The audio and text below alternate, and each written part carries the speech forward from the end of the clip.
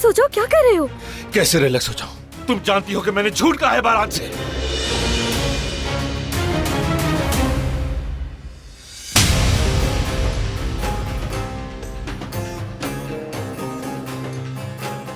मना है। इस खानदान को दोबारा से एक दूसरे के खिलाफ करना मना है। अगर बारान और जिहान को तुमने सब कुछ बता दिया तो अंजाम नहीं जानते हो क्या? तुम्हें लगता है तुम्हें जिंदा छोड़ देंगे वो? एक कब्र में जाएगा और दूसरा जेल में। क्या बनेगा इस खानदान का? बोलो, जवाब दो मुझे फरात। मैं चाहता हूं कि जमीन फटे और उसमें समा जाऊं। काश के ऐसा हो जाता, मगर जो होना था वो हो चुका है।